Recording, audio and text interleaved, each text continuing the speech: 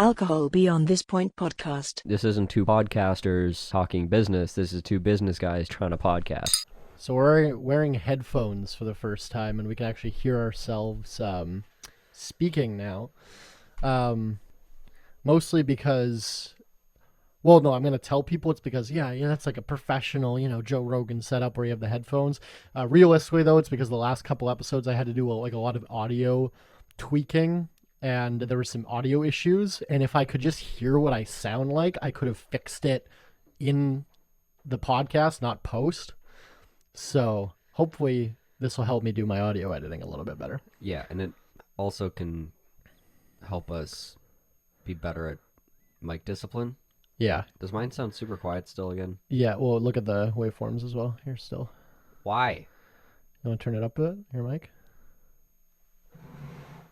God, it's all the way over there.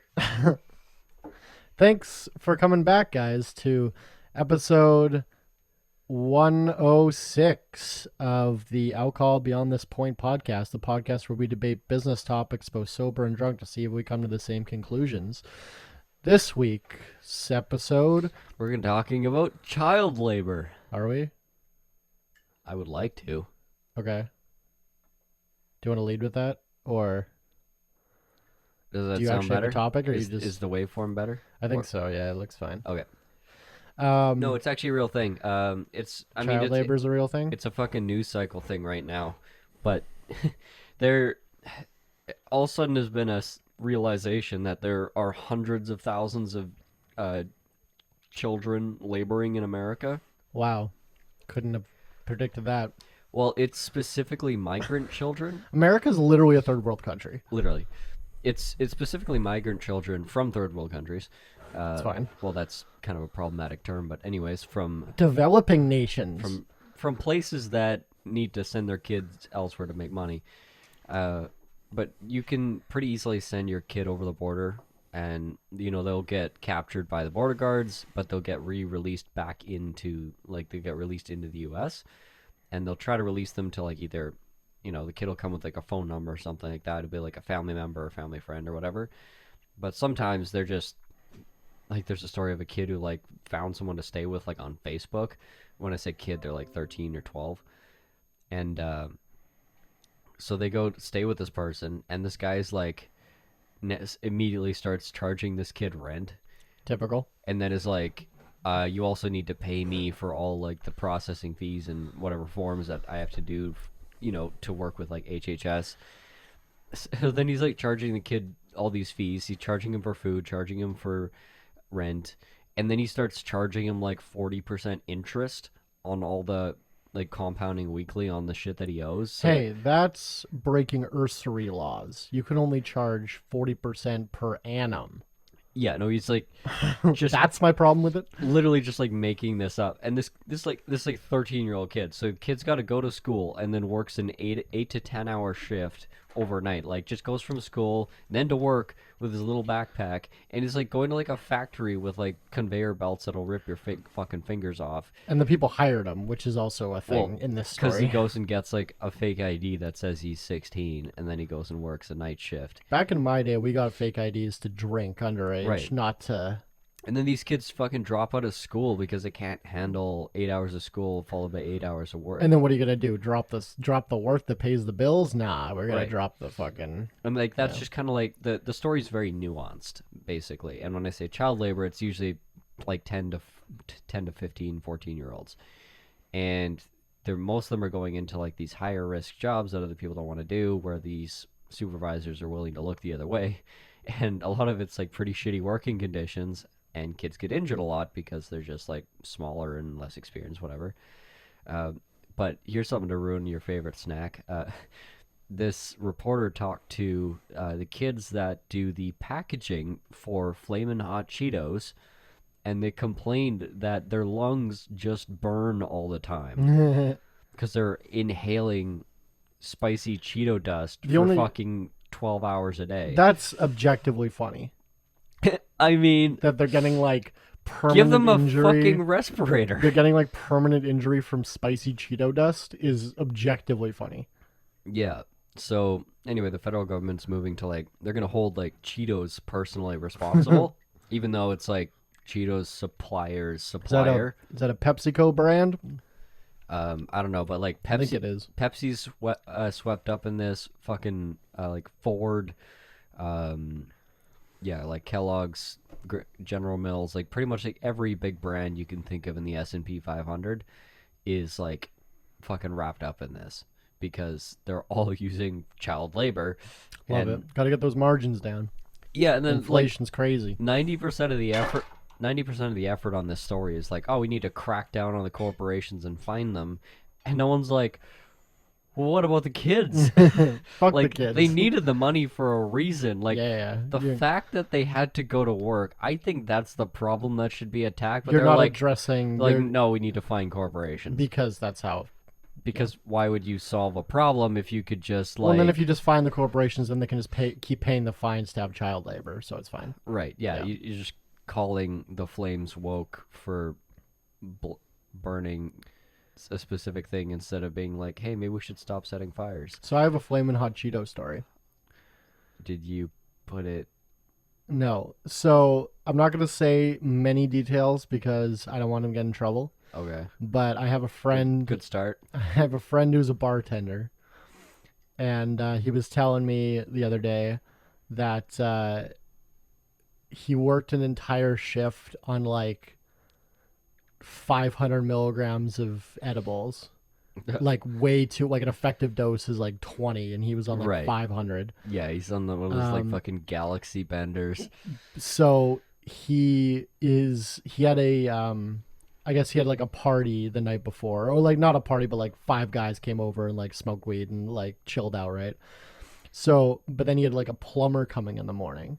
Okay. So he's like, this plumber, he's like showing him what's wrong with the pipe or whatever. And then he's like, oh, I gotta go to work soon. So he just grabs these bag of Flamin' Hot Cheetos, and while he's talking to the plumber, he's eating them. And then he gets to work, and he's like, I can't feel my feet. Like, I'm fucking melting. And he's like pouring pints, and he's like spilling a bunch and everything. He's like, I'm dying. Like, I think I need to go to the hospital. But his like brother was there just like as a patron because he drinks there. So like his brother like talked him through it, and he's like, okay, whatever. And then he went home and he picks up this bag of Flamin' Hot Cheetos, and it's a illegal edible. Like it's an edible, but it just says the milligrams with the weed leaf in the bottom, like the smallest fucking print you can barely. She showed me a picture of these, Right. and I'm like, I can barely, like, they're not legal packaging for Canada, like they're just whatever. But he dosed himself on like, and it's like this whole bag, and he fucking ate 90% of it, and then he left a little bit at the bottom. He's like, oh well, they're not mine, so I'm just gonna, in case whoever wants them, like, wants to finish them. And he just, he was like, this entire ship was just like, I am going to die, like, I think, because he didn't know. So he's like, I've been poisoned, or like I have accidental drug use. I think it's got to be the scariest thing. He's like, I think I'm having a fucking stroke or something, right? I'm, like, my mind is breaking. Yeah, and then his brother was just like, this sounds like a weed thing. Like, you need to just chill out, you're fine. And then he was thinking about it, and he's like, wait, actually. And then he went home and confirmed. He's like, oh yeah, those were fucking edibles. So it's like one of his friends brought them. Yeah, and didn't think, like, wasn't trying to poison him or anything. It was just like, passed out on the couch and left the edibles there. And then but then so it was funny because I was kind of like thinking, I'm like, usually I'm pretty against like liquor and cannabis regulation. Like, I think it goes overboard, but I think that's a reasonable one. Is like making it obvious that these edibles are edibles. Good packaging, like we always rant about this old smoky shit. Which is funny because that's like the what parents always like freak out about. They see propaganda on Facebook, and they always think like, oh, you're going to get some fucking candy that's not even labeled, but it's actually... And you're like, shut up, Karen, that's propaganda. And then it happens, and you're like, shit. Well, it's propaganda in respect like that this is being distributed to kids maliciously. It's not propaganda that you can get it, and it's out there for sale. Because, I mean, that's just like good business, is like sell edible versions of products that people love. Yeah.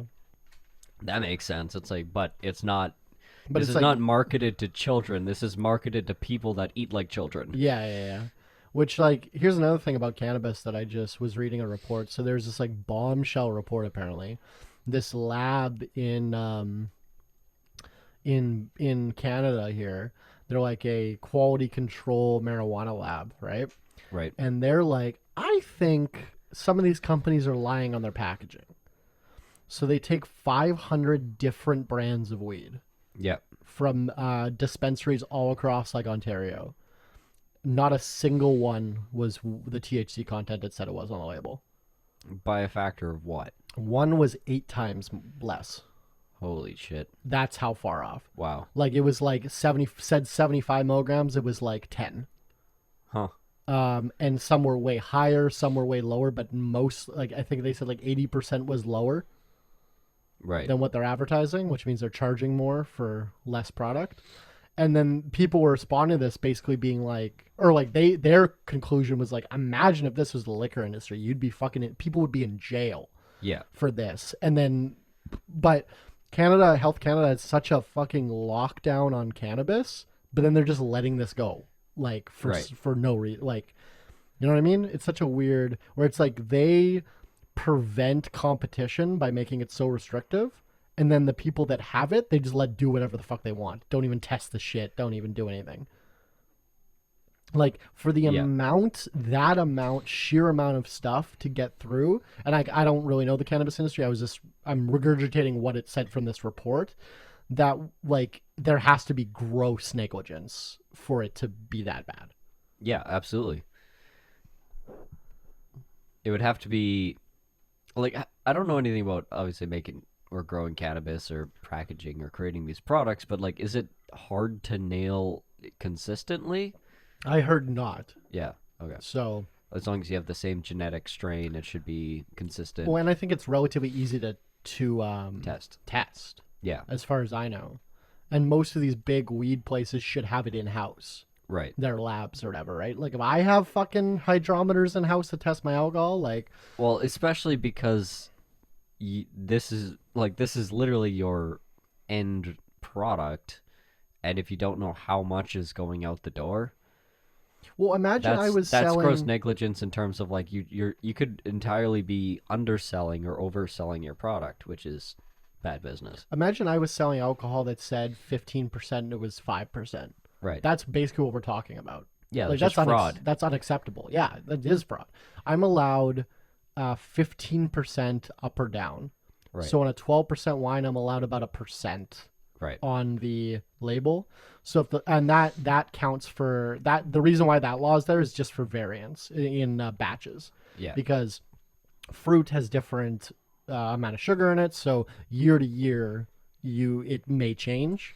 So that's just what that's accounting for. So yeah, like a 12% wine, if it's I can be like 11 or like 11.5 or like 12.5 or whatever it is. Like Right. it's about a 1%, not quite 0.9, 0.5, depending on, it's a percentage, right? So, but yeah, so I thought that was interesting, that just like to have a monopoly and regulate it, but then also regulate it poorly, I think is funny. I think that's a perfect shining example of exactly what it means to have like regulation for the sake of like satisfying a mandate, and then just no follow-up Yeah, because like imagine or if follow-through. I feel like if this was any other product, like if you weren't selling what you said you're selling in a non-regulated industry, like you're fucking,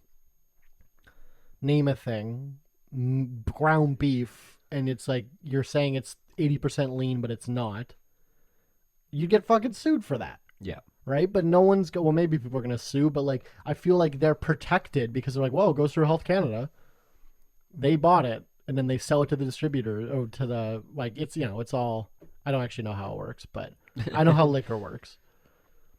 Yeah. And I know it's similar, I think. So when did this come out? Recent? I just saw it on Twitter like a couple days ago. Okay. So, yeah. So moral of the story, The free market will do it better. audit your weed. Well, it's kind of funny because like the free market is like directly responsible for this like child labor solution, because they're like, we have a labor shortage, Yeah. right now. But why do we have a labor shortage? Is it because they're taking 50% of your income in taxes, I think so you can't afford to live? there's a lot of reasons as to why they believe there's a labor shortage. I don't know. What I kind of subscribe, obviously it's a lot of different things. What I kind of just subscribe to is people, as soon as you get out of really undesirable job and You you never go and you back. see something else, you never go back.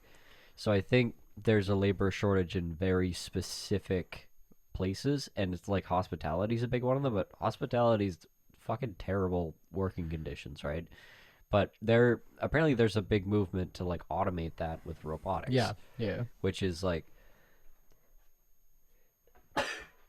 oh, excuse me, I've been working on that one for a while. Robotics in the kitchens, or like, you know, it flips burgers, or like it can work the deep fryer or whatever. Yeah. And they're relatively affordable. They can be like $20,000-$30,000 and completely replace an employee. And it's, you know, works 24/7 kind of thing. Well, we And- were talking about there's restaurants here in Winnipeg now that have robotic waiters. Well, yeah, like that's just like that's one thing, like a robot that just like wheels out. But being a server is like a more desirable hospitality job We Then- get the tips. than flipping 600 burgers in a shift. Like That's fair, yeah. the, you know, I've a guy working for me. He used to work in, or he was like a head chef for a couple of restaurants, and he's like, yeah, that even that job like sucked. It's sweaty. You work long hours. You work nights. You work evenings. You work weekends. You work holidays. Just the lifestyle sucked, and the pay was never that great. And even still, restaurants are operating on these like razor margins, and they can't pay people better, and they can't change the conditions without changing the quality or level of service or timing of service, which they have to. Yeah, because you have to be there when people are Yeah. not working, right? So they're between a rock and a hard place, and it's Yeah. like this. And robotics seems to be like kind of filling in this void, because apparently it can relieve up to like 50% of a restaurant's like back kitchen staff, and then the people that they do have can focus on the more like human specialized creative and like customer service type tasks. Yeah, well, they have like I saw in Texas, in Austin or whatever, they have a McDonald's that's 100% robots now, not a single human in the building. Yeah, something like McDonald's could be fully mechanized without much difficulty, because it basically is mechanized. It is. You're just using a human to do the conveyor belt, Exactly. right? And So it's like, is that a net benefit to the humans to have the shitty jobs automated? In most cases, it kind of is. Like Yeah. the fact that we're not out in fields anymore, manually, you know, pulling weeds with our hands, and like sending our children out to the mines to fucking, you know, bash rocks because machines do it now. Like there's generally a net good to mechanization. It just becomes an issue of like, okay, now what do those people do? And there's a lot of panic around like the robots will take our jobs, and it's kind of like X thing will take our jobs, like machines will, the steam engine will, the internet will, the ChatGPT will. Like there's always the next thing, but it never does, yeah, because like it frees up people out of these jobs, and it frees up time, and it frees up these parts of the economy, and it just like diverts that energy and consumption into a different space. well, no one's crying about the carriage manufacturers that went out of business. Or the Like, elevator operators, or yeah, the guys, like I think it was more than 10,000 people were employed in New York City just like shoveling horse shit. yeah, And it's like, okay, that wasn't like a good job. yeah. Or there was So are liberals crying that we lost those jobs? Yes. Like, fuck off. or there was the I can't remember what they called them. It was a pretty funny name. But when like in Europe, I guess like London specifically, used to have like the sewers was just throw your literal shit out the window and it'll run down the street, and then like into like the canals and whatever. And It was just a bad system. oh, right? it was just really bad. Just there's so much disease, right? Didn't the It's- Romans have pipes? Yeah, Like, it was worse than the sewage pipes Yeah, before that? yeah. Like, how did they not know? Like, I don't know, fucking white people. literally. Wait. Literally. Though there was like a bunch. Italians aren't white. No. If you're not watching the video version of this podcast on youtube.com/votewillows, we're currently both doing the Italian hand thing. And you probably know exactly what I'm talking about just from hearing that. So, Yep.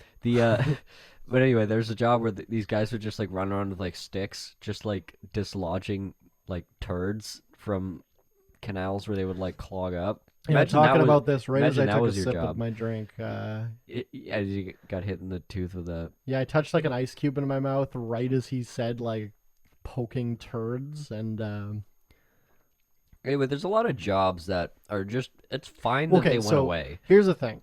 I'll have the communist argument here for a second. Oh yippee!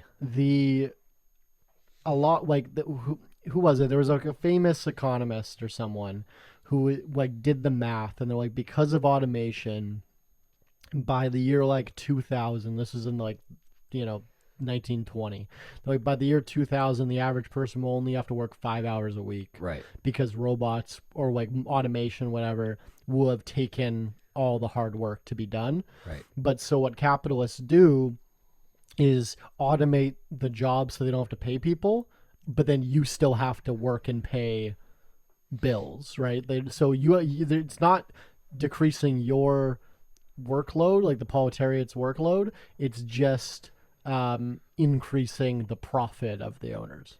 There's a degree to which that's true, but I mean, like, you're talking about the share of the profit of the labor, but it doesn't mean that the work being done is being done that much in excess. Well, I guess because like It's not like we're making 1,000 cars and 900 of them go to one guy and the other 100 cars go to everyone else. Like that would have to be true also.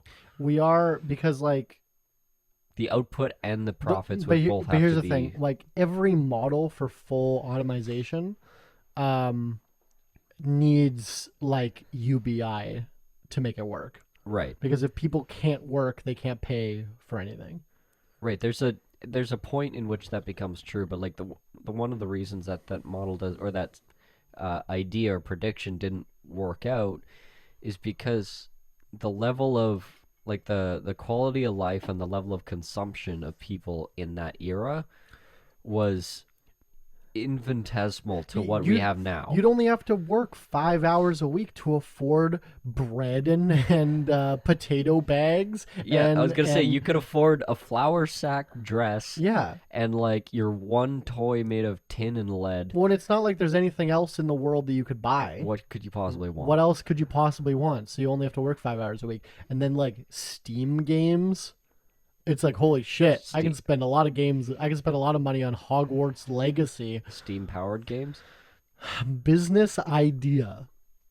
So we make Steam-powered microchips. The other thing I was going to say when you said, like, why is there a labor shortage? I've been playing with this idea that, like, because I think I'm an accelerationist, that I just want the apocalypse to happen. Sure.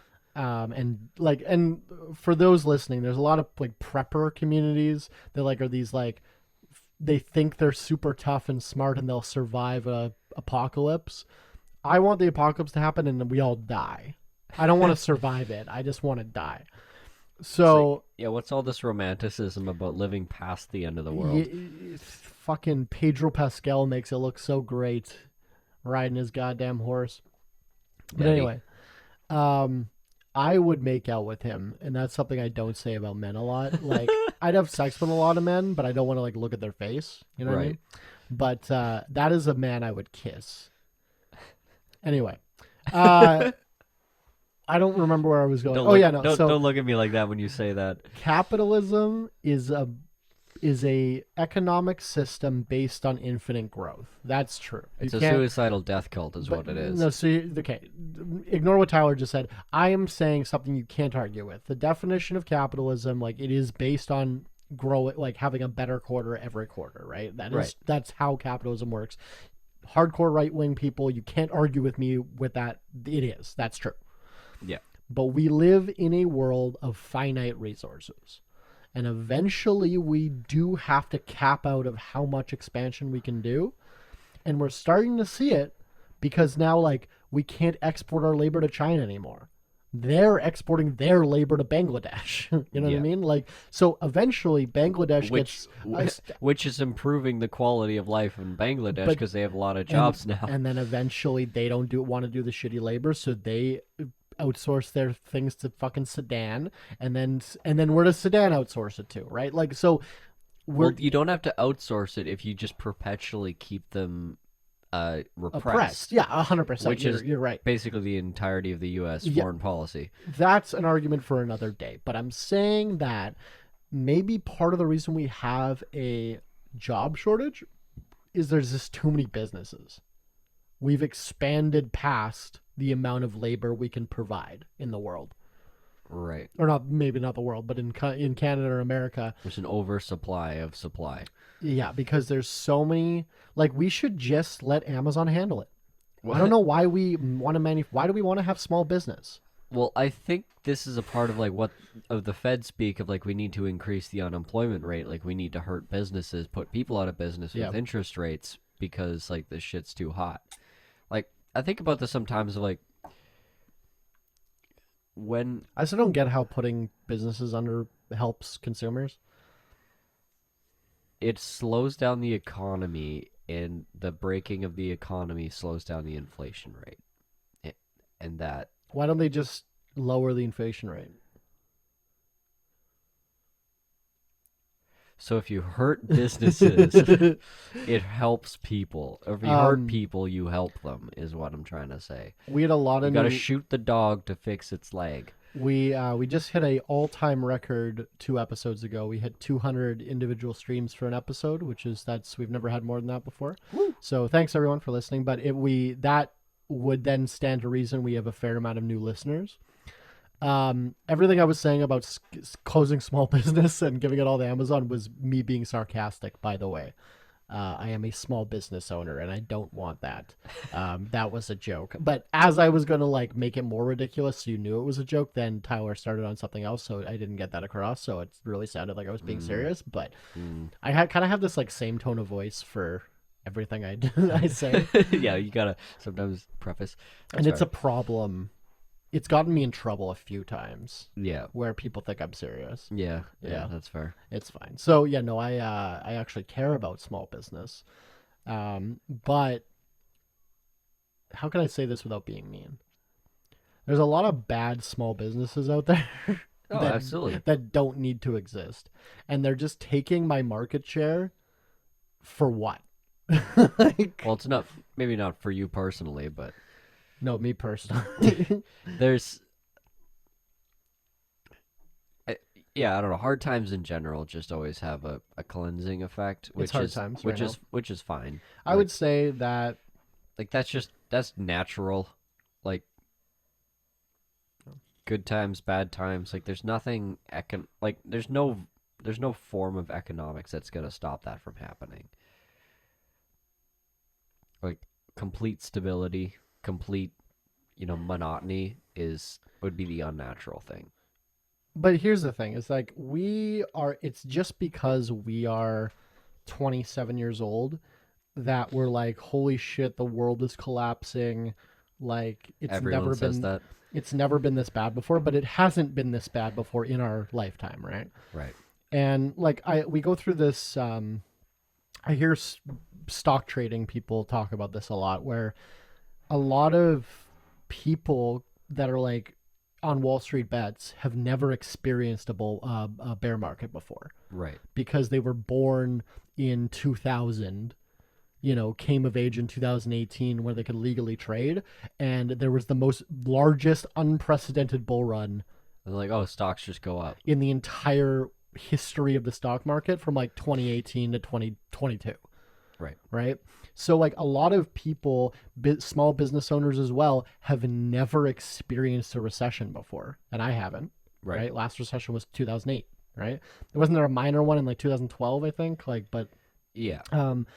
So I have never personally experienced a period of belt tightening where now I'm getting like my average ticket for my alcohol is down 50%. Yeah. Like people are skipping that extra drink. They're skipping that second bottle of wine. They're buying for maybe, around Christmas, they're buying for somebody else, but not for themselves.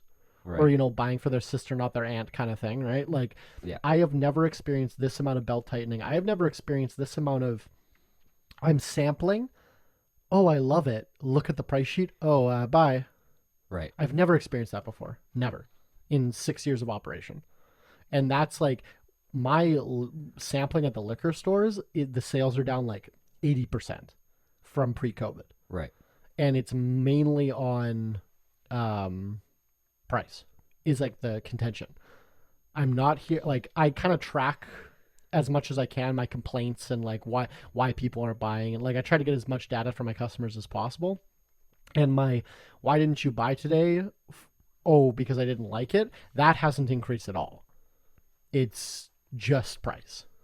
Yeah. But I can't lower my price any. Like, my cost is up. In some places, 400%. And I can't raise my price 400%. So why can't you just not inflate, Willows? Because all my cost is up. I'm not making any money anymore. I had to Yeah. discontinue products because I'm not making any profit. Yeah. So, I believe in my product. I have a quality product and I have a good customer base. But so I know that if I just weather the storm, eventually we'll be fine. Yeah. I mean, if I had done this the opposite way, it would have been in 2 layers. I think it is. Oh, okay. Maybe I did do it right then. I just can't tell because of the shot glass. I don't know. No, it looks blended. I mean, Yeah, I should have done it differently, but whatever. What I'm talking about is the shot that I just poured for the segment that we call Shot Caller, the part of the show where you, the audience, can pick the show that we take.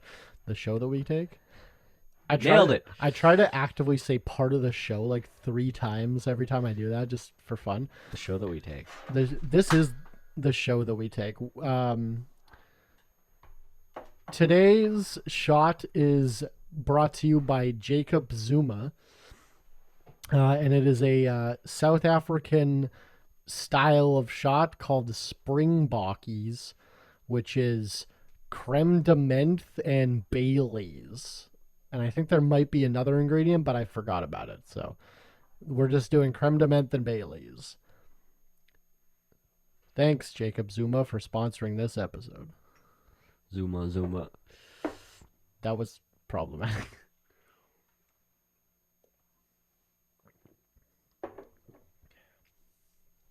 Honestly, pretty refreshing. For Yeah. like a day today, like Compared to some of the shit that we've shot. it's like the time of year where it's still snow on the ground, still cold, but that sun, man. That sun's giving me powers. Oh, I worked outside all day today, and it was like partially in the sunshine, and I felt like a new man. Actually, not really. It was still pretty. It was still pretty cold. It was like That wind was cold today, but it was -5. I didn't have any wind, and I had a lot of sunshine, so Okay. it was fine. But like, I showed up to the job site in the morning, and they're like, "Yeah, sorry, you're gonna have to do everything outside today." I was like, "Fuck." Which, I mean, thank God 3 days ago it was like 20 below, or like -27 Yeah. with the wind chill, and now it's like gonna be 0 tomorrow. So thank fuck. we're almost through. A couple more weeks, and then we're through. Here's something I want to talk about that I thought is interesting. That I'm kind of outraged about, but not really, but kind of. Rage.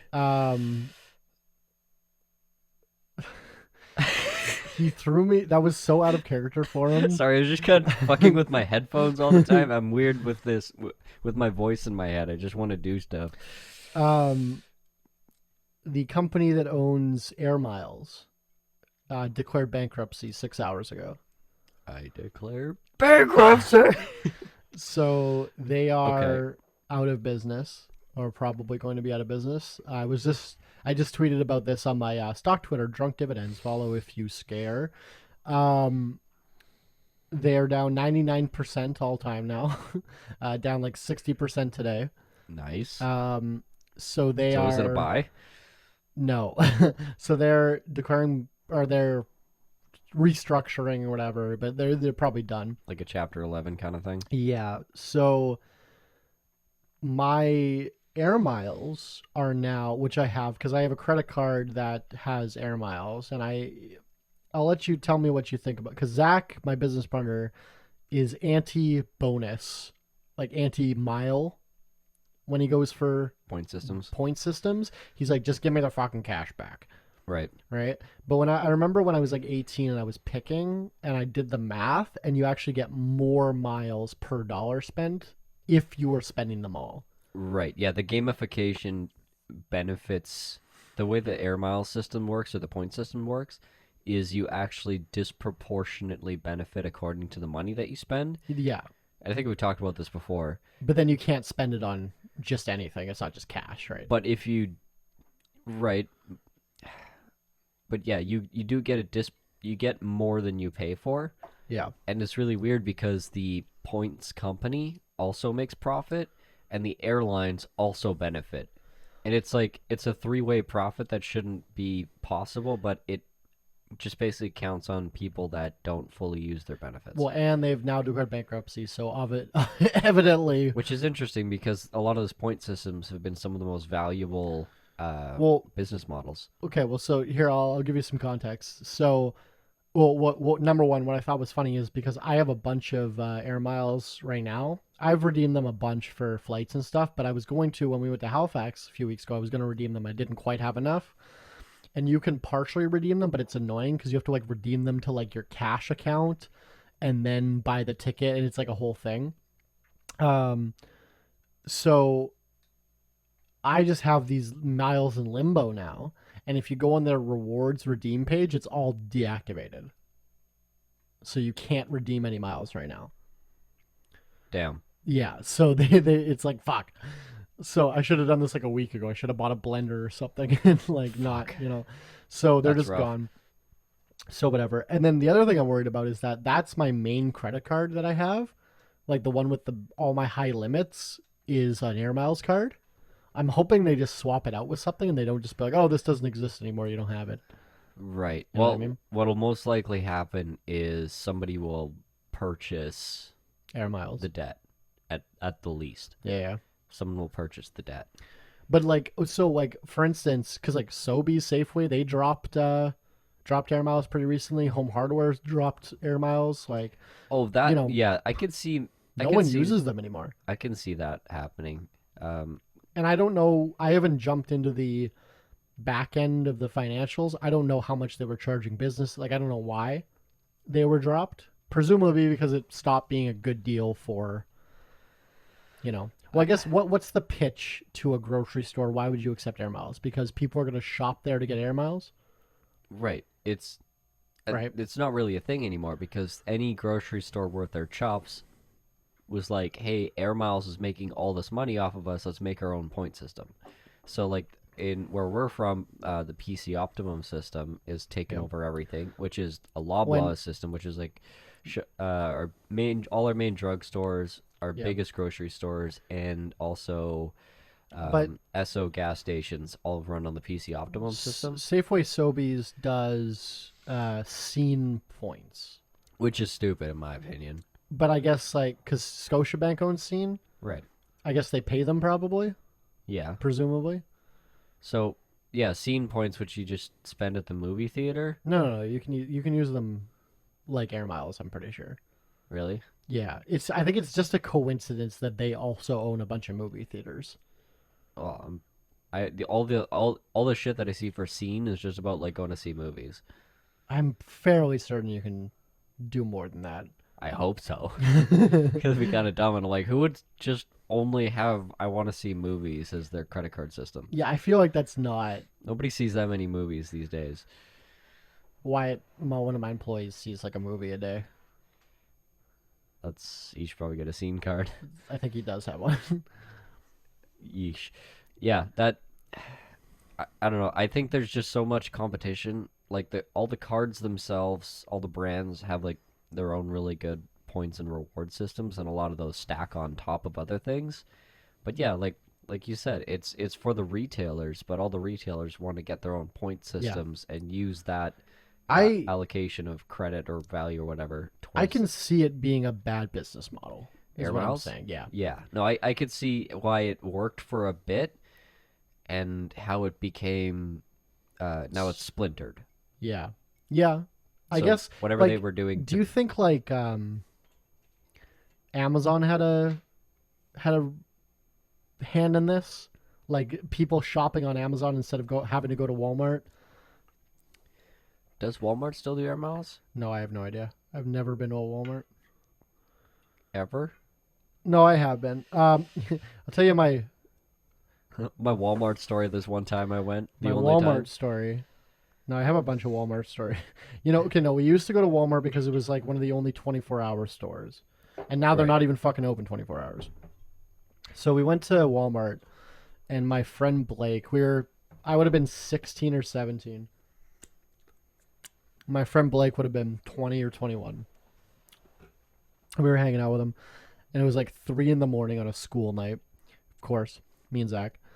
And he goes to his car, his BMW 335i, and just smokes a ton of weed. This was when he had, he's like relatively clean now, but he used to have this one hitter that Yeah. you would like pump full of weed and then just, this is like before vapes. Those are great. And he would just fucking chain smoke that thing. And I'm like, I don't know how this guy functions, like the amount of weed he smokes. But we went to Walmart because he was hungry. And he walks in. First thing he sees right when we walk in is like the day old bread or whatever. And he's like, oh, banana bread loaf. That'd be good. Okay. Puts it down. We spend 3 hours walking around Walmart for him to try and find something that he like is perfect to hit the spot. And then he ends up just getting the banana bread loaf that like he had in his hands right when we walked in 3 hours before. And then we brought it into a Tim Hortons and ate it in the back without paying anything to Tim Hortons. And there's a picture of me. And then Sounds like a classic pothead story. every time I went to Walmart, I would shoplift Mio. Yeah. You know what those are? Yeah. They're like, for the listeners that don't, they're like, what, flavor enhancements to water? So you like Yeah, just concentrated flavor shot. concentrated flavor shots. So what me and Zach would do is spray them in our mouths, Uh-huh. like in class. Because? It's funny. And it's like taking a fucking shot of liquor. It's like, wah! It's like, it wakes you up. And It's probably because it's like a lot of sugar and yeah, well, citric it's supposed to acid. be, it's supposed to be like diluted like 20 times. And we're just taking a fucking clean shot of it right in your mouth. So that was fun. But so every time I would go to Walmart, I would shoplift them because they're like $9. And I'm like, fuck that. I want to take a shot in class, but I'm not going to pay $9 for it. So, so there's a picture. I'll put it on the screen in the video version if I remember, of Blake holding the banana bread and me holding a pack of Mio. Did you did you ever add Mio to Shrug? Like a I bet we probably did. You know, what we did was self-flavored Shrug? drink crystals. We did do, Okay. and he's talking about we had a Sugar wine. prototype product before the winery opened. That was just basically fermented sugar. Which is incredible. They're just like, what do we ferment that as sugar? How about sugar? Granulated white sugar. Yeah, so It is not good. we couldn't legally produce it commercially because the carbamate level was too high from just because it ferments too hot because it's just pure sugar Yeah. and creates a bunch of carbamate, which is not safe for human consumption. It's like the stuff that's in the in charcoal when you cook a steak. Right. So we could never produce it So commercially. if you were like drinking this for a while, it would have been bad. Yeah, yes and no. I mean, the same way eating a bunch of steak is bad for you, right? A Like, lot of burnt steak. we're drinking alcohol. It's fine. Like, So carbamate you're is already poisoning yourself. almost certainly safer than drinking I'm gonna say this is where we draw the line, though. So you can poison yourself, but you can't do it with carbamate as well. Yeah, exactly. So, but we made it while we were living in the trap house, and we couldn't afford liquor. That's when we were making it, because we were just like trying to make the highest alcohol for the cheapest money. And we didn't. We probably did. That kind of era of my life is a blur, but I remember doing drink crystals with it. Yeah. Which were bad because you don't dilute it at all. So it's just the taste of the sugar wine. Kills you, if you want to Google it, is technically what it is. It's a Swedish-Finnish drink. Kills you, Kilju. And you don't dilute it at all when you just mix drink crystals in it, right? So it's still like that strong-ass, bad-tasting shit, but now it's just like flavored. So it's like, because even like with like flavored vodkas, it's slightly diluted. They dilute it a little bit to make it more palatable, right? I don't know how they make like Smirnoff flavored vodka, but it's like 25%, I'm pretty sure. No, I think a lot of them are full. No, I'm almost certain they're at least 35. I'm like, I called someone on this the other day, and I was completely wrong. Like, someone's like, "Oh, this like flavored whiskey." Whiskey's different though, because you want to keep a lot of the whiskey flavor. But like, for instance, it was like a sweetened or a flavored whiskey. All the Crown and it was Royal, still full 40%. All the Crown Royal whiskeys are 30, 35. Yeah, but this one was 40 or 42. Smirnoff, I'm almost certain is 30. Let's fucking check it right now. Not like, which lower. one? Which one? Smirnoff flavored vodka. Well, Smirnoff. He can't spell it. That's why I wanted to do another one. No, like what flavor? Oh, I don't. Just look on the Liquor Mart site and you'll see a list of vodka. Okay, well, obviously, like the Berry Blast is going to be diluted. True. Let's just do cherry vodka. That's a thing. My mom has like cherry vodka in her. Dude, I like to drink. I Obviously, literally just cringed thinking of my experiences with cherry vodka. They're like, "Are you overage?" And I'm like, "Fucking hell." Ovaries. And we'll see you after these commercial messages. Okay, Smirnoff Cherry 750 ml. Why does it not tell you anything about it? Is this an American website? Yeah. That would be why. What the fuck? Okay, we're gonna cut all of this out. Okay. Oh, Liquor Marts. There it is. Liquormarts.ca. 35%. Called it. So they go down to 35 for flavored. Which so basically, what you do, extra 5% of water there. Yeah, as a liquor manufacturer myself, how I would do it is flavor the water, have unalcoholized flavored water, and then dilute the vodka 5%. That's how I would do it myself. Because you wouldn't want to add any juice or anything, because you wouldn't want to, number one, fuck with the color. Number two, dilute it any heavier. So I would take, like a sugar, natural flavors, and mix it in water to basically make a flat San Pellegrino. Wow. And then mix it, dilute the vodka 5% with it. That's what I would do. So I don't know what they do, but that's what I would do. So here's another one that I was at the bar for lunch. I was thinking whether I should shout them out. I'm not going to. But I was at this bar that I kind of or it's a restaurant, but we were in the lounge part because we were just stopping for a drink and lunch. But we were out of town because we were doing some business. And anyway, so I'm like, "What do you have on tap?" And they tell me, and I'm like, "Okay, I'll get a pint of that one." And she's like, "Well, actually, a pint. We don't have pints. We have 16-ounce glasses." And someone let me know, or customers have been telling me that that's not actually a pint. So we can't call it a pint anymore because that's actually an American pint is 20 ounces. And then me and Zach look at each other because we know this pretty well. And we're like, no, you have it exactly backwards. An American pint is 16 ounces and a European pint is 20. She starts arguing with me. being like, no. I've been over this with the customers and my management, and it's like the 16 ounces, and it's not a pint, and no, it's just a Like, this is easily verifiable. and it's just like it's a metric pint. It's different. They call it the same imperial pint and metric pint. They call it something else, but it's the same.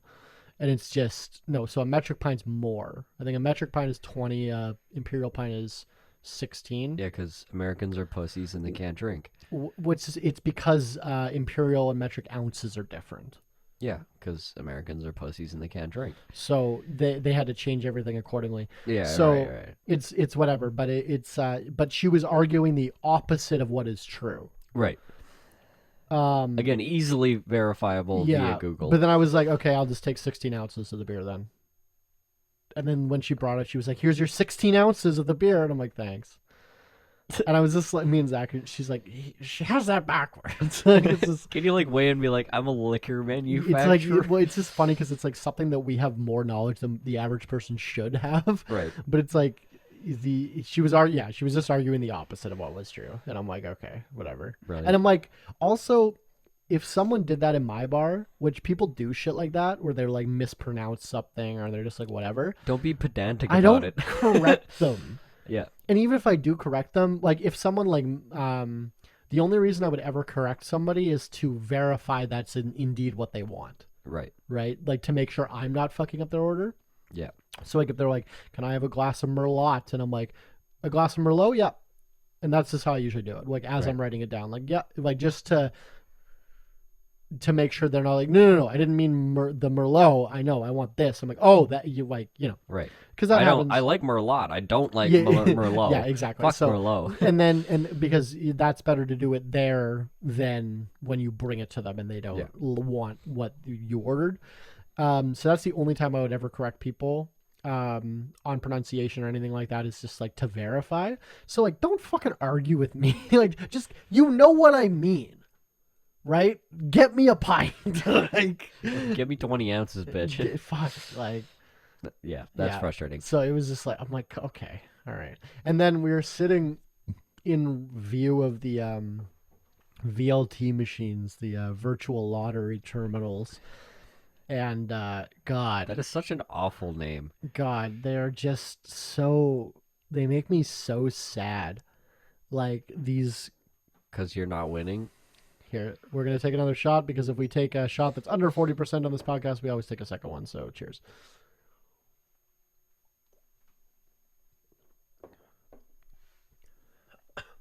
Easy No, drinking. So 2 or 3 different people walked in from the street, walked right past the hostess, sat down to the VLTs, put money in, lost it in 10 minutes, and then left. Jeez. Take a guess. I know the exact number. Take a guess.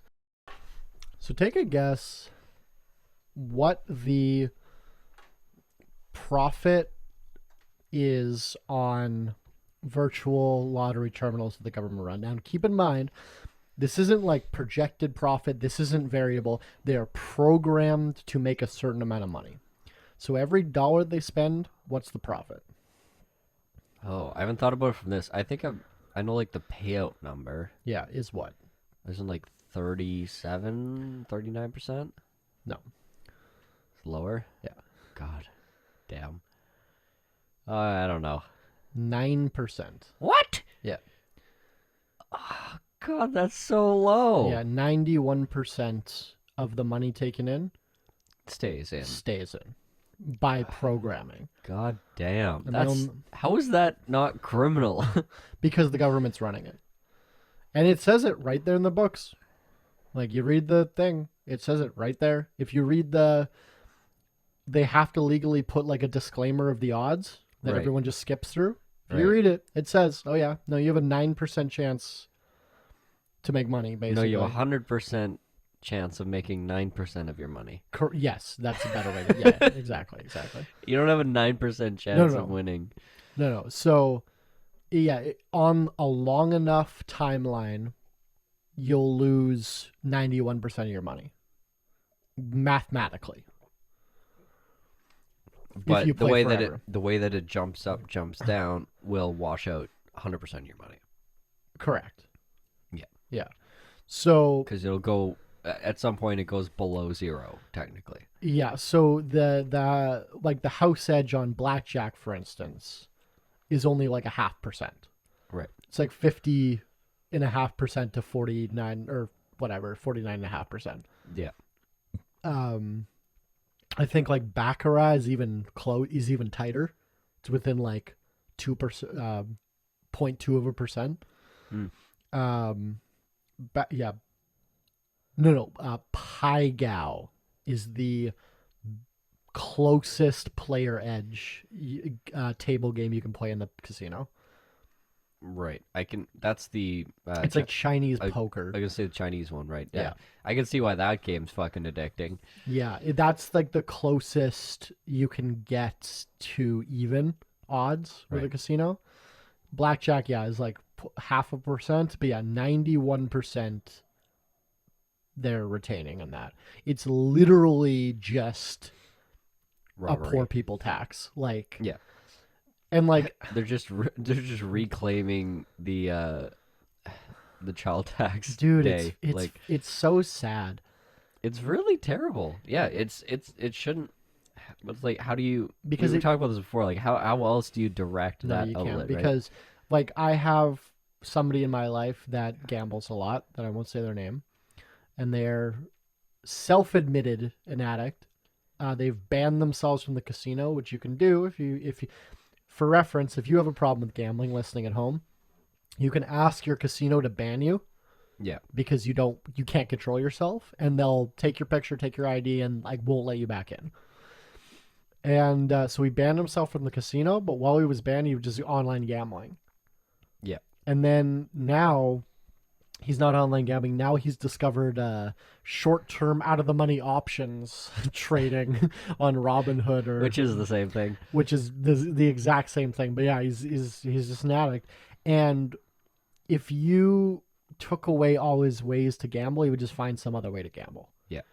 Like he did, and he might be like, is him being in a casino probably better than him shooting dice on the corner? You know what I mean? Like, I get the idea of like the government controlling it because like it is exploitation objectively. But they don't just control it, they do it. Yeah. They exploit people. It's not like they're like, we're going to make it illegal and regulate it. It's we're going to do it so we can profit. Right, because the alternative is if you make it illegal, it'll just go underground, and then then it turns into loan sharking and all this other type of shit. Fucking prohibition never works, period. Yeah, just look at Peaky Blinders. Like, it just doesn't work. Yeah. Like, alcohol consumption went up during prohibition in the United States. Like, because people were stressed. Prohibition just doesn't work with anything. The war on drugs was the biggest failure and waste of money that they've ever done. Like, you just can't ban stuff. Which is funny because I just saw like another post today of like our local police force being like $4.3 million of whatever meth and heroin seized. It's like there's still, that's like the only thing that they post about. Yeah, as like it's propaganda. as a victory. No, there's like, of all the things that police can be doing, the only thing I ever see come out of their social media is drug busts. Yeah. We just helped all these kids get off the street and get clean. No. Like, objectively, most of the crime and most of what police forces are responsible for has nothing to do with drugs. Yeah. And, like, taking drugs, quote-unquote, off the streets doesn't do anything to the number of drug addicts out there. Because, like, the supply will just... the void will be filled by a different supplier. Yeah. And the guy who lost the drugs, like, that guy lost his money. That's the only thing that happened. That void will be filled. There is more drugs. Wait. I assure you. What, really? There's more drugs. I thought that by busting mid-level distributors, you could, like, get rid of drugs. Oh. No. Yeah. Isn't it kind of... It's funny that you say that, because that is kind of a sick way for them to, like, brag.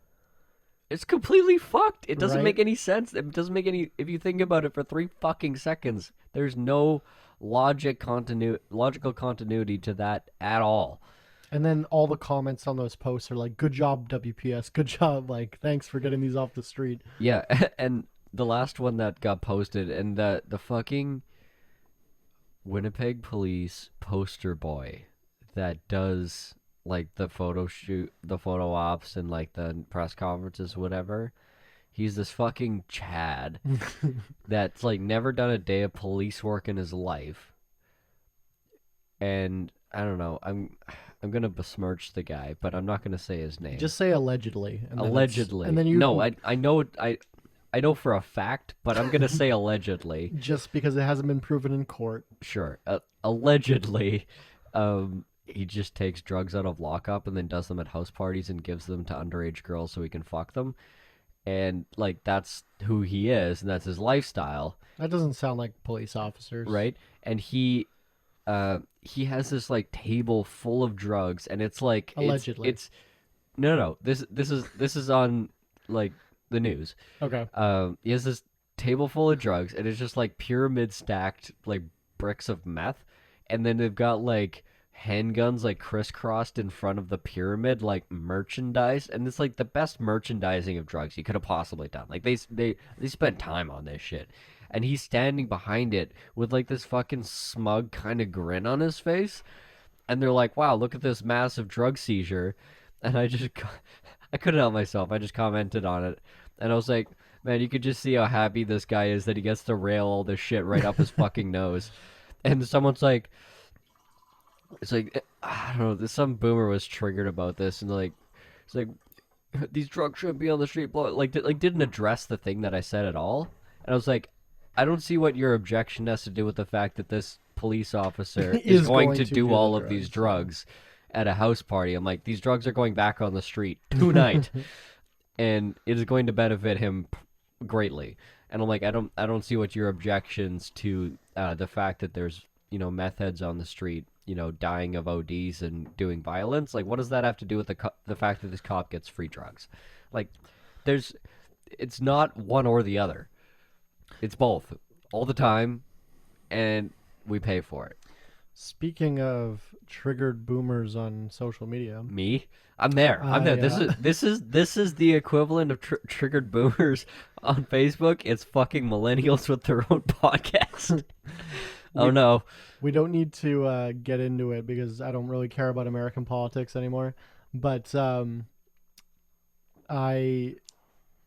Pool tweeted, who's a famous right-wing, alt-right kind of guy. He tweeted... Tim Apple? Yeah, Tim Apple tweeted a poll saying, should people with psychiatric conditions, mental illness, etc., be able to buy a firearm? Right?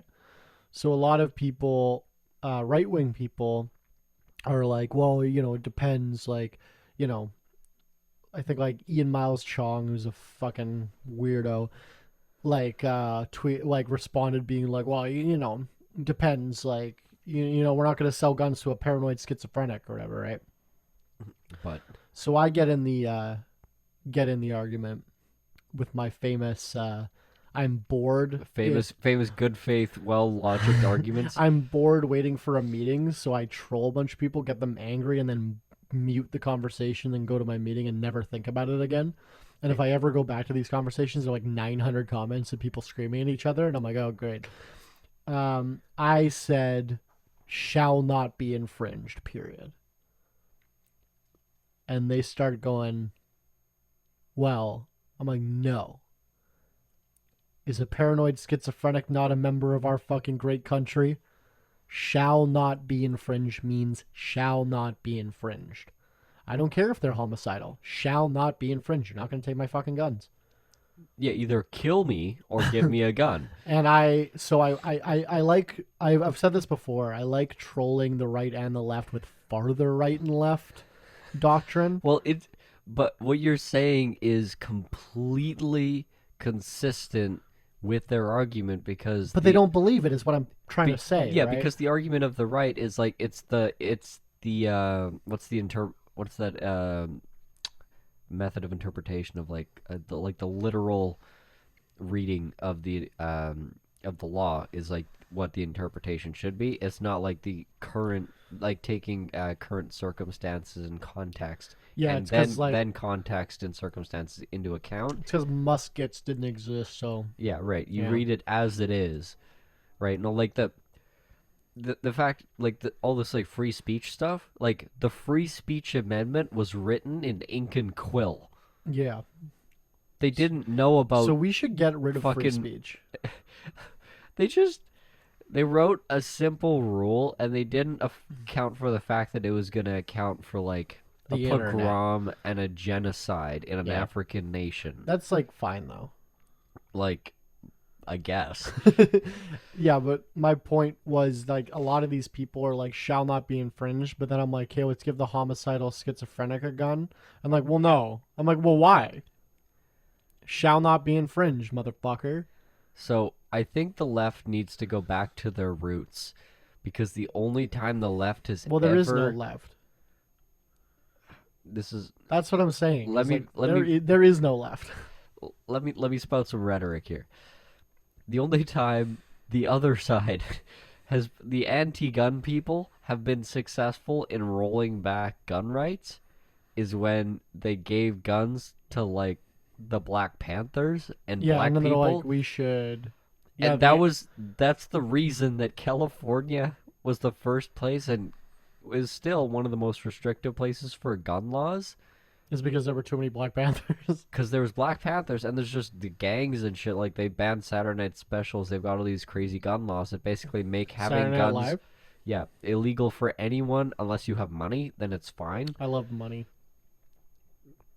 So if the left wants to create gun laws, you just need to arm a lot of people that the right is scared of, that so they could be more afraid of those people armed than they feel safe being armed against those Yeah, people. poor and black people. If you give them guns, then yeah. yeah. Like, and like this is one of my favorite things about the the current like dispute over drag queen hours and whatever, is the fact that like Antifa members are just like left, not, I shouldn't just say Antifa members, that's a dumb generalization, but like left wing gun toting drag queen defenders are showing up in fucking plate armor and AR-15s and fucking shotguns to drag queen hour with a pride flag on their chest.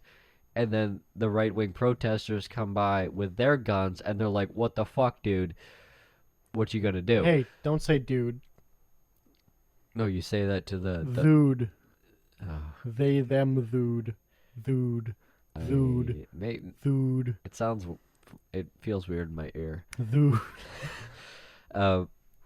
I just think that's excellent. And like that's I do think and that's immediately excellent as you have 30 Nazis and one guy with an AR-15 and a pride flag, and the 30 Nazis will run.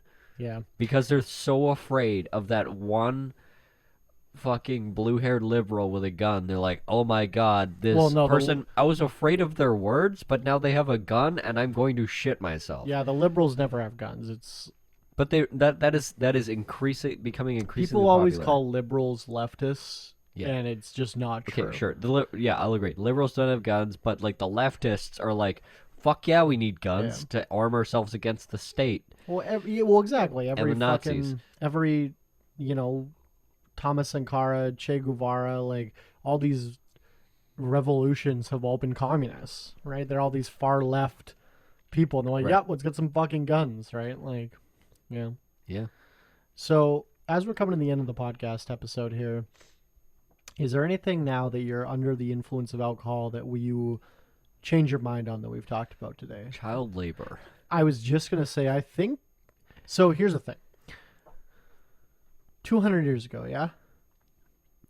We had children working the mines because their little hands and bodies could get in like the best places to get the coal, right? Sure.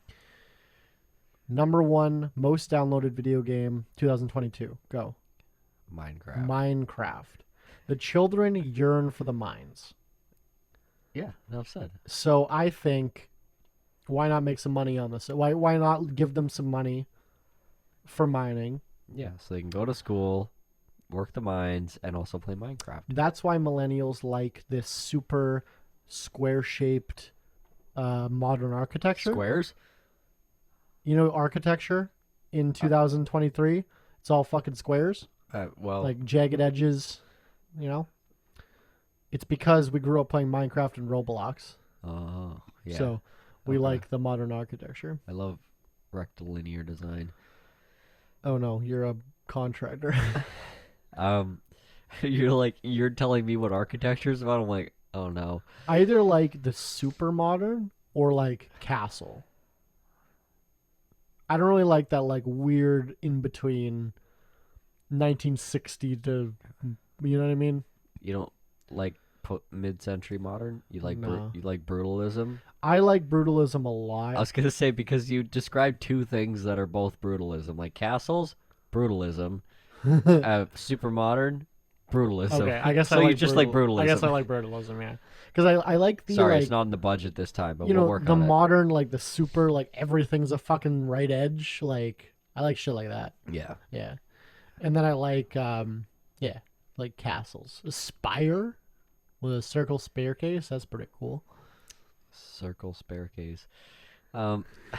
These spring but to be fair, I had 3 Long Island iced teas for lunch and a fish taco. A fish taco. 2 of them. So my Do take. you know Long Island iced teas don't have iced tea in them? Okay, continue. Yes, I'm quite aware.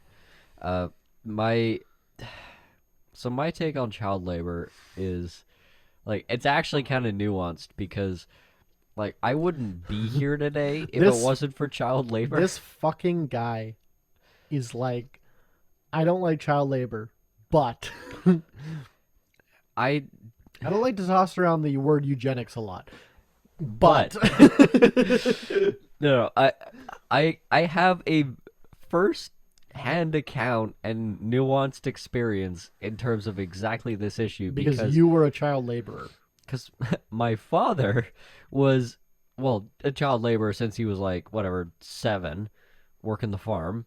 I mean, some people wouldn't call that the same thing because, you know, you're with family and whatever. Why is child labor working for your family not considered child labor? Because typically it's not working 12-hour days and making a wage. It's like Typically it is though. the kid works as hard as they have energy for, but they Yeah. just kind of hang around. Yeah. And they're like the kids will do some stuff, but they're not like you have production quotas Yeah, and you have to okay, be right. here this many hours and punch like it's you gotta pay taxes. Like, no, you're just like the whole family's working and the kids there and they're helping.